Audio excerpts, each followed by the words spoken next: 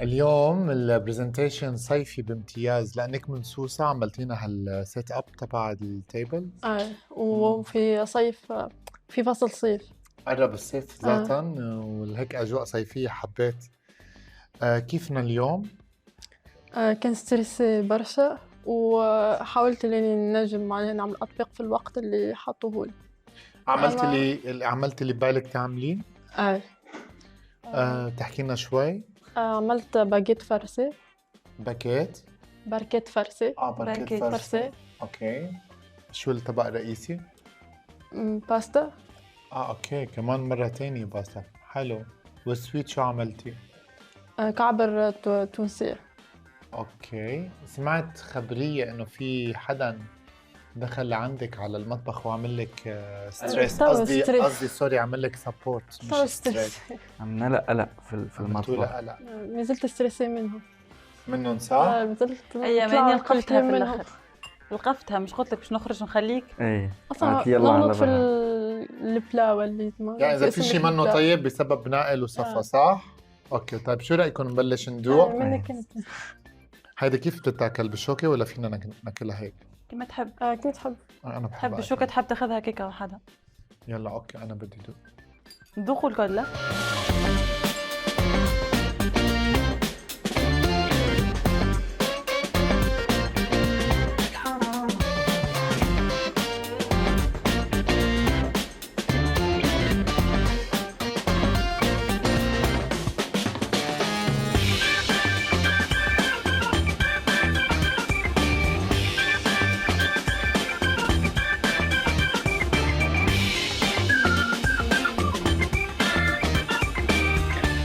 شو الفرق بين القطعتين؟ كل وحدة شكل بس نفس الخلطة ولا كل واحد نفس الخلطة بس الشكل بس الشكل الفرق. مايا؟ العجينة دي انتي عاملاها ولا جايبها جاهزة؟ جايبها جاهزة. يعني احنا دلوقتي بنتكلم وبنقيم الحشو بس. لا، الطعم زوز مع بعض. اوكي، هو انا عرفت مبدئيا ان العجينة جاية جاهزة عشان العجينة ما كانتش فريش، العجينة كانت ناشفة شوية فباين ان هي قديمة شوية وبايتة انت جايباها من تونس ولا من هنا؟ من تونس. فباين ان العجينة قديمة بقالها شوية. لا جديدة. معرفش، لا ليها كام يوم. جت البارح. لا مستحيل، انا عرفت ان العجينة جاهزة عشان هي كانت باين طعمها قديم. الحشو مش عارفة أنا شايفة كده لوحدي ولا لأ، بس هو ناقص طعم شوية. شنو هو الطعم؟ حسيتي شو فيه أشياء؟ لا، حاسة إن أنا باكل بطاطس وبقدونس بس، بطاطس مسلوقة ببقدونس، حتى الملح مش حاسة كويس قوي يعني. في طعم آخر زلت. أنا اللي استطعمته البطاطس والبقدونس، إنما البرزنتيشن وشكل الطبق كان فوق الممتاز يعني، كان حلو جدا. نائل، مايا عطت رأيها بالمقبلات، انت اكيد عرفت شو جوا لانه شايفك يعني اكلت مثل العاده كمان مفنده للصحه. صحيح صح. سو تعطينا رأيك؟ انا شفت في حشوتين، شفت في بطاطا وطلع لي دجاج يمكن او صحيح. دجاج. انا طلع لي هون دجاج، هون موجود في دجاج في خلطة الكل موجود. ايه انا طعم الحشو عجبني تمام، خصوصا الدجاج كان طعمه كتير طيب. بس العجينة يعني هي هيك لازم تكون ولا ممكن تكون أطرى؟ أنا لأني كانت عندي مو بس ناشفة، كانت عندي صعبة، يعني صعب إني أقسمها، فهي هيك بتكون لازم تكون أطرى؟ لا هي هيك بتكون. أنا جتني ناشفة شوي. أوكي، حبيت المقبلات كفكرة طبق؟ إيه كبداية مقبلات، كفكرة مقبلات ممكن تكون حلوة والتقديم حلو، بس مثل ما قلت لك ملاحظاتي هي عن العجينة، يعني بتحسها ناشفة ما كان عندك ملاحظات على الحشو بشكل عام؟ هل هي الحشو متوازنة؟ ايه انا الدجاج حبيته، البطاطا ناقصة ملح، هي كأني سلقة بطاطا مع بقدونس. حاطة انت ملح؟ حاطة ملح بس ايه يمكن قليل. حاطة جبن كمان. الجبن ما بين معي صراحة. ما بين. انا ما بين هلا يعني هلا عرفت انه الطبق فيه كمان جبن بس ما مبين معي. ثانك يو نائل على رأيك. صفا كحدا مفروض يكون بيعرف هيدي الأكلة حبيتيها؟ بنينة هي، يعطيك الصحة.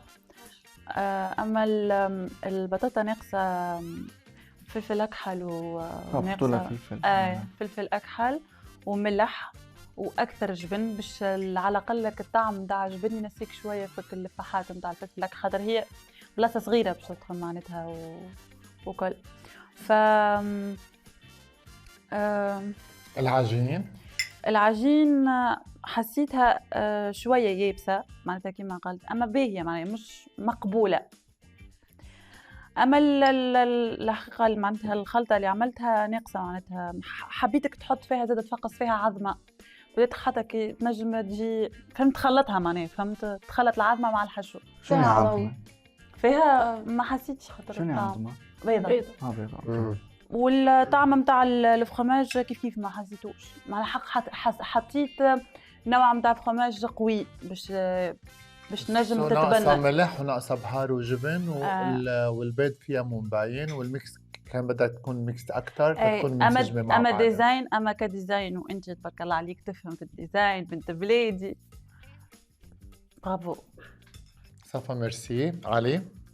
اول شيء عشت ايدك. ثاني شغله مثل ما قالت مايا، انت حاطه كل شيء اوكي بس ما بي طعم، كنا ناكل هوا. لا مو قصد لا من باب المزح قلت شيء والله. بس لا يعني لا مو قصد والله، بس لانه هو تعليقا على تعليق دائما يقولها اوكي كل شيء بيها، بس الطعم ما حسيت فيه طعم مثلا بهارات او حتى سبايسي معك هالمره. ايش عجب تكون خفيفه هي لازم تكون خفيفه. هلا مش طبق رئيسي. اعرف بس لا يعني هسه مثلا لو شويه بيها حموضه او مثلا ملح او مثلا. احنا ما بنتكلمش ان هي خفيفه ولا مش خفيفه، انا بتكلم ان انا عايزه ادوق حاجه غير بطاطا. يعني لما تطبخي بطاطس بيوريه او اي حاجه عايزه ادوق طعم، ما انا ممكن اسلق بطاطا واكلها، ففين الطعم؟ والدجاج انا ما حسيت اكل دجاج. انا ما حسيتش بالفراخ برضه. انتم حسيتوا بالبطاطا. اني اول ما بديت نحط في يعني الفارسي حطيت الدجاج ومعها البصل والمعدنوس، ومن بعديك البطاطا هذيك زدتها من فوق. يعني البطاطا اصلا يعني الطبقه الاولى هي طبقه يمكن عشان ما قلبتيش مكونات في بعض، ما اعرفش. انا دوقت حاجه ما اشوف هسه هذا دا اقلب هسه يعني ماكو ولا دجاج ماكو. انت تعليقك انه الحشوه هي عباره عن بطاطا. اي حتى يعني هي قالت بيض، ولو انا مو ضد بيض بس يعني ما حسيت بيض. انت ما حسيت بطعم الحشوه الا انه فيها بطاطا، ما حسيت بباقي الاشياء. اي بس بطاطا مسلوقه. الحشوه مميزه. اي صراحه. والعجين كيف كان؟ العجين هو اصلا ما اريد انطي رايي لانه هو مو هي اللي مسويته، يعني ما اقدر احكم عليه. بس حبيت فكره الطبق كشكل. كشكل عاشت ايدك. فينا ننتقل على الصحن الثاني. هل انتم دان وذ المقبلات؟ وفينا اوكي تمام. سو بليز خدي الصحون وخلينا نبلش بالطبق الرئيسي. شكرا. حبيت الالوان هيك الصيفيه، وانا هيك بس شوف الليمون بصير افكر دائما بالصيف. ما بعرف ليش بتجيني هيدي الفيلينغز هيك تبع الصيف واليوم انت طالعه يا صفا كثير هيك بوهيميان ستايل، وانا كل الكره الارضيه بتعرف انه انا والبوهيميان ستايل ماتشي. يعني انا كل شيء بوهيمي بحبه، اللبس، الاكل، المناطق البوهيميه بعشقها. وانتم بتونس كثير في عندكم اشياء بوهيميه مثل سيدي بورسعيد مثلا. سيدي بورسعيد اللي حلم حياتي اني زورها. نتشرفوا بيك في بلادنا في سيدي بورسعيد يا حبيبه قلبي. في اي وقت قل لي تو ان شاء الله نستدعاك جيني الاكل تو ما نجمش نكمل نحكي. شو حبيتي؟ اي تو نذوق نجرب. مش هيدي نفس باستا جربناها من قبل؟ ما هيش نفسها، ما بتشبه الباستا اللي انت عملتيها؟ اني احر اني اكثر. لا بس كفكره مش هي نفسها انه كانت نفس الشيء. انت عرفتي منين ان هي احر؟ انت لسه ما دقناش. ما نعرفها ما طيب شحال. مش حزبره معلش قبل ما تقعدي هدي الشوكه بتاعتي. وانا الشوكه هم هنا مالتي من فضلك بلا زحمه عليك. لا انت قلتي عادي ما يزعلش الموضوع، فما تزعليش. مش لازم من فضلك. هما مش قالوا الموضوع ما يزعلش؟ ليه نكبر المواضيع يا اخوان؟ صح. بس انا قلت انه حلو الواحد يقول خلاص. لا بس اقول لك حاجه، انا قالوا ايه لما قلت لهم انا محتاجه اعتذار، فهم شافوا ان انا ما يستاهلش الموضوع اعتذار عشان ما كانش يزعل، فهم مقتنعين الموضوع مش غلط. فما دام هو مش غلط وهو ده الطريقه اللي بيحبوا يتعاملوا بيها ويعاملوا بيها، فعادي ما دام هم بيتقبلوا الموضوع. بس انا كسامر وضحت انه الواحد لما بيطلب شيء هم لما قلت لهم اعتذروا قالوا مش مستحق اعتذار، وانا شايفه دلوقتي هم كمان مش محتاجين من فضلك. هالدورة بالرأي يا هدور بكري كنا نحكيو عليها على فاست الراوي اللي ثانك يو هدير. عاشت ايدك. عاشك. هدير ميه بالمره.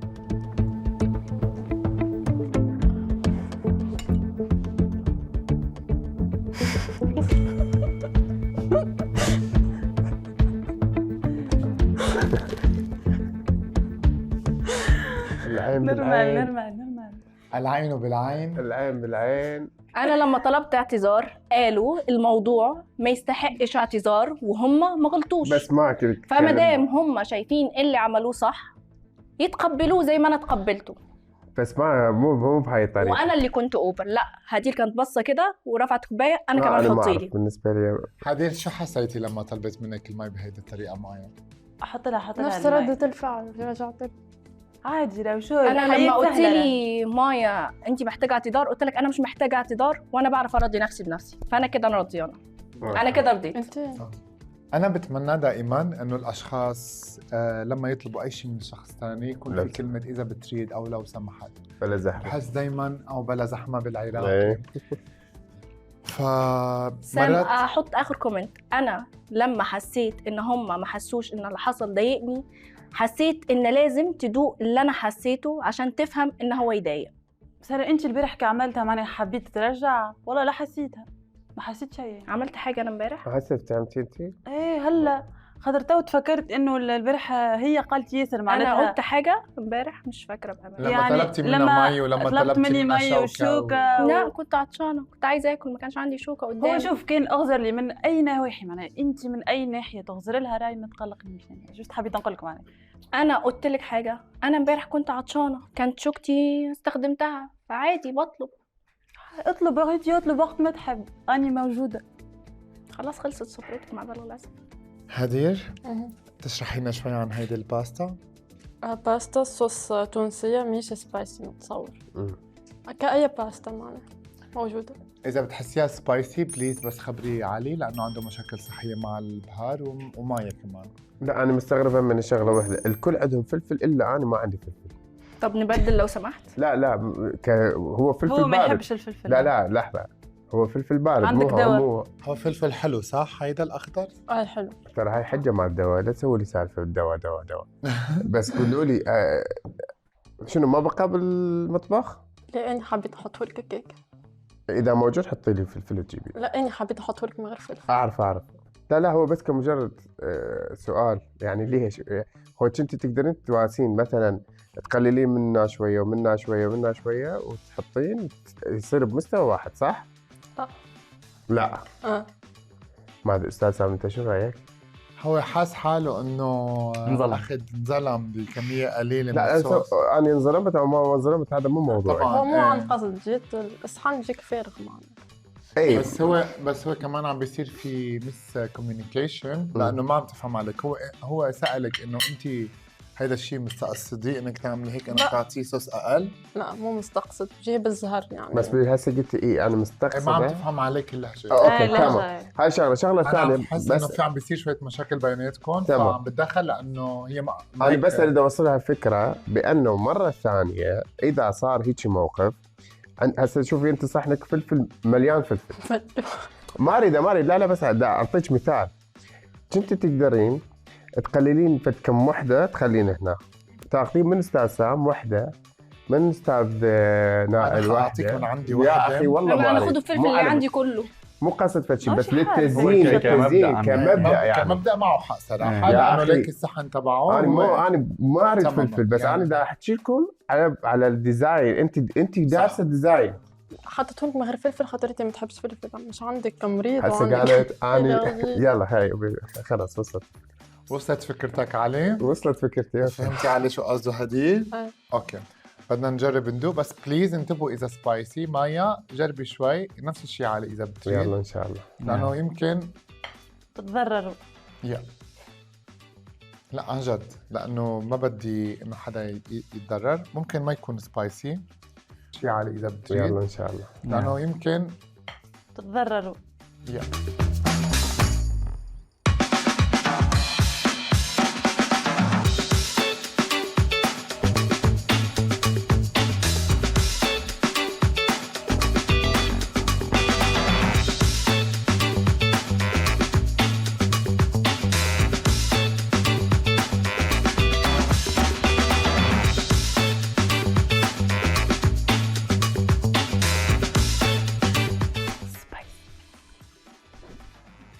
هيدي منا سبايسي؟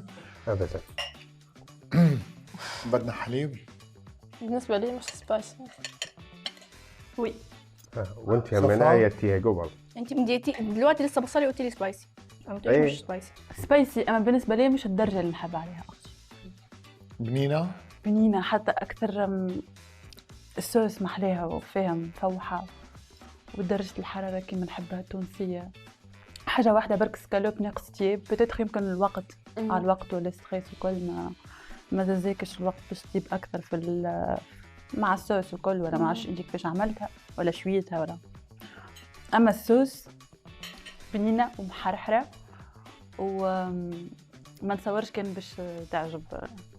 نهالي غير انه صحن اجاك ناقص صوص. انا قمت اكل اكثر شيء من هالجهه، لانه جوعان مجبور هم دا اكل يعني من حظك انه اجى بلا صوص لانه الصوص لانه الصوص كلش سبايسي والدجاج مو مستوي.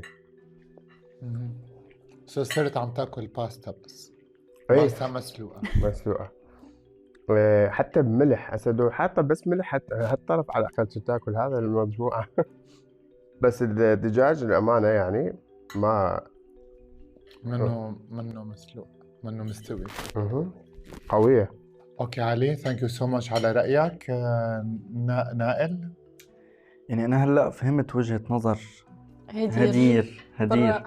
ايوه هدير، وقت اللي بيوم اللي انا عملت الاكل يمكن المفاهيم عنا بتختلف. يعني هي هيك بنظرها هذا هو الطبق المتكامل اللي بيكون فيه باستا منسلقة فوق صوص لو كان تونسي، يعني بينعمل بماكسيموم كم دقيقة.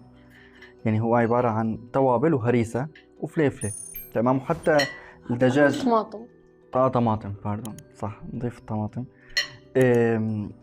ودجاج، قطعة دجاج هيك قدها.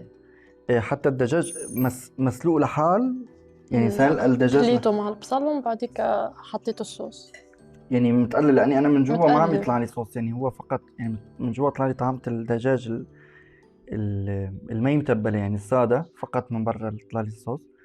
فيعني مو بسيط، هذا قلب بسيط. متبلة تحبها في الوسط يعني فيها حاجة من داخل؟ لا إيه يعني امبارح فراخ متشربة. صفاء كانت حلوه عشان كانت شاربه الصوص، متشربة. دي ما أنا فيهاش طعم الصوص. يعني هي انا فتحت طعمة الدجاج السادة اللي انا بعمله، فقط شيء اكل دجاج بس.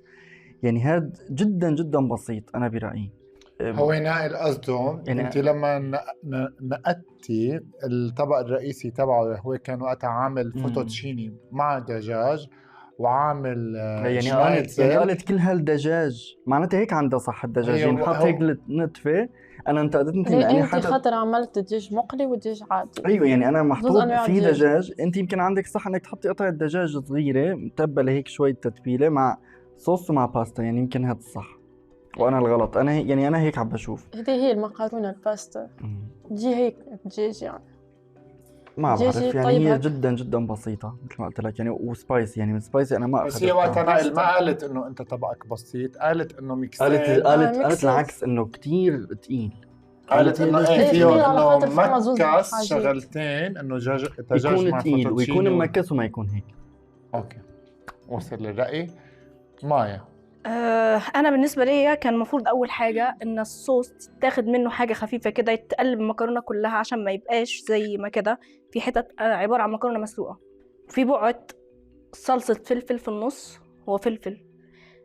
الفراخ ناشفه وتقريبا هي سوتها لوحدها، وسوتها هي مش نيه، هي مستويه بزياده لدرجه ان هي نشفت. هي انا لو حذفتها على حد هيتعور. حاجه تانية، موضوع الشطه دلوقتي اتعصبت منه اكتر من مره، الاولى في صفاء عشان كلهم شافوا انا تعبت ازاي. انا اليوم ده تعبت فعلا، لدرجه ان صفاء اللي بتحب السبايسي تاني سفره عملتها من غير سبايسي عشان عرفت ان انا بجد بتعب. فطبق تاني بسبايس تاني وانا ممكن اوصل لمرحله ان انا بتعب بجد وما بكونش قادره، وهي شافت ده بعينها، فبرضو قله احترام وتقدير ليا. هدير، انت رجعتي عمدا عملتي الصوص سبايسي، ولا هل انت مانك شايفتي سبايسي؟ يعني ماني شايفته سبايسي، عادي يعني ليفل عادي متوسط. فانت بالنسبه لك هيدا سبايس قليل؟ سبايس متوسط، لا هو عالي لا هو قليل. طيب مايا، انا منيح اني خبرتك انه دوقي شوي، لانه بعرف انه بيصير معك مشاكل صحيه. فالحمد لله لانك انت شفتي انه الصوص سبايسي وما اكلتي منه، بس بنفس الوقت هدير عم بتقول انه هي بالنسبه لها المفروض يكون سبايسي اكثر وهي خففت منه. فهون عم بيصير في شيء اسمه بالانجلش كروس كالتشر اللي هو تقاطع الثقافات. هي بالنسبه لها انه هيدا السبايس قليل وانت بالنسبه لك كثير كثير. سام صفاء اللي بتحب السبايسي استوعبت ايه الليمت بتاع السبايسي المعقول، فهي جت بعد صفاء فالمفروض تكون استوعبت اكتر. بس صفاء ابدا ما حطت سبايس. لا كانت حاطه بس المنطق يعني حاطه يعني اعتقد الكسكسي ده ما بيتعملش الا بالسبايس، يعني لازم يتحط فيه حاجات توابل زي السبايس وكده. بلكي بهار حطت. في فرق بين البهار وبين الشطه. لا حطيت اني راهو الفلفل في الكسكسي نتاعي عشان انا سالتها وقت لي حطيت. اما راهو حطيت درجه خفيفه على الاخر.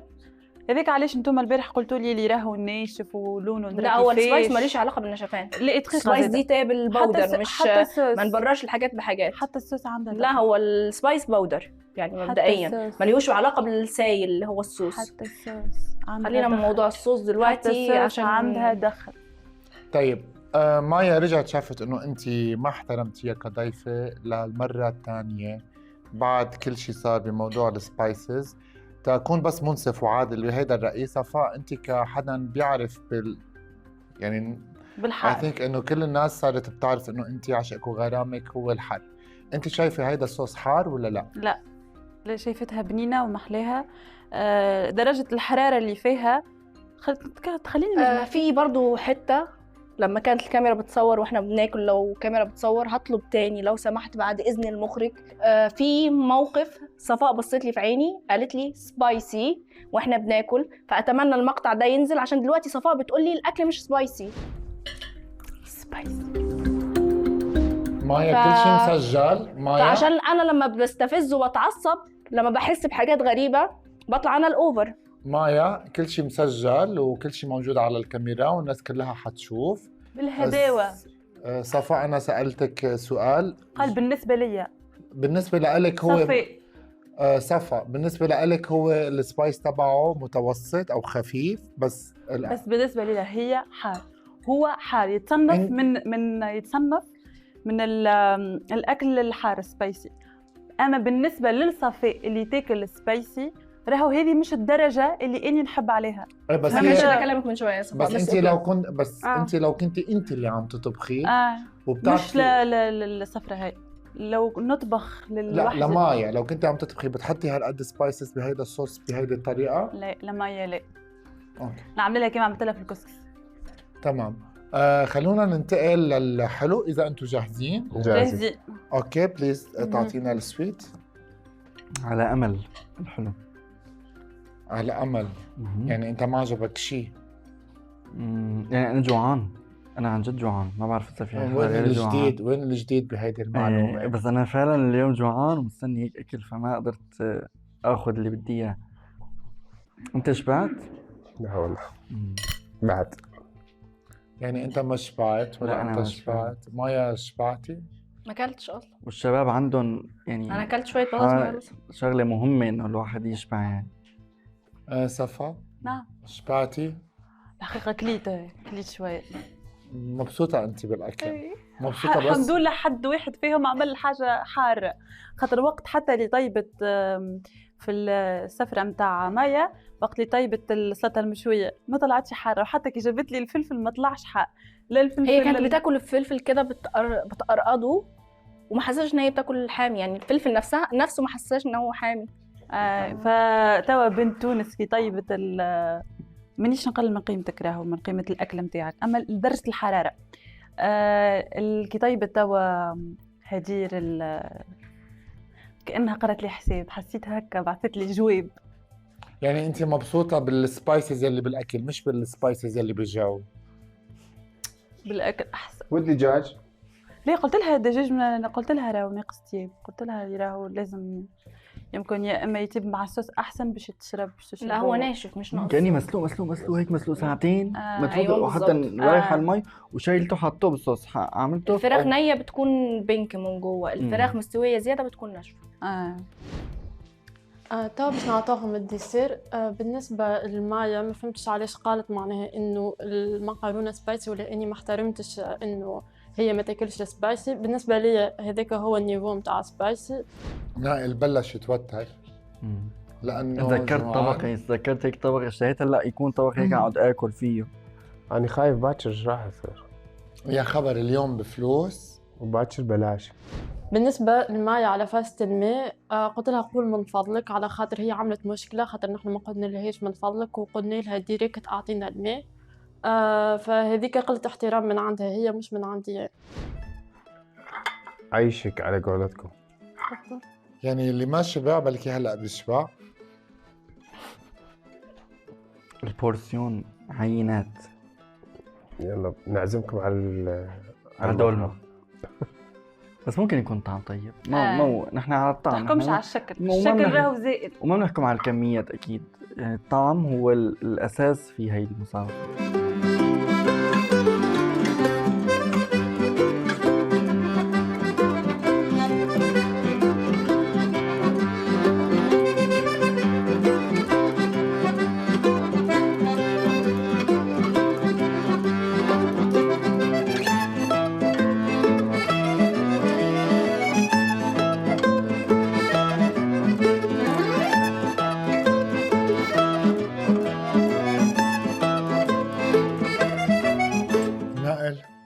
على القليلة. لا مو على قليلة، طيب يعني حلو، هو طيب، وخصوصا في لوز صح؟ طعمة اللوز كتير طيبة المطحونة. صحيح.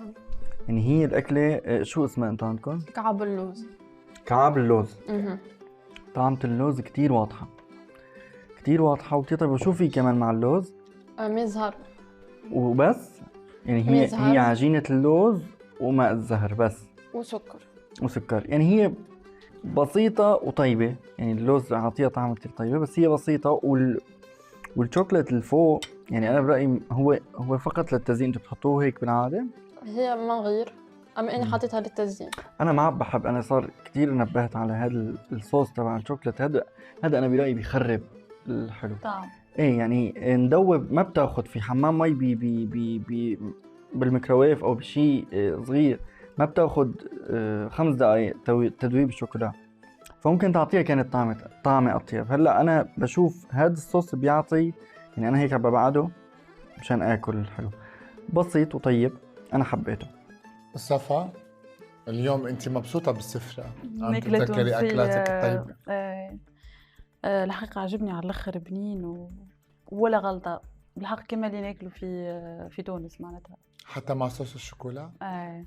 منيش باش نكذب. علي عشتيتها كلش طيب. بس مثل ما قال نائل، لو انت كنت تسوين الصوص وتخلينه فوقها كان احسن. هي اللي زينة ديكوريشن كهو. بس لا حاطته فوقه، يعني لو حاطته جنبه كنا نقول بها بابا جواب. نجم تزيدها. هي ما بتقدم شيء جنبها ابدا، يعني هي تنجم تكعبرها وتغطسها في السكر. لا طيب اوكي. عشتيتك. عاشق.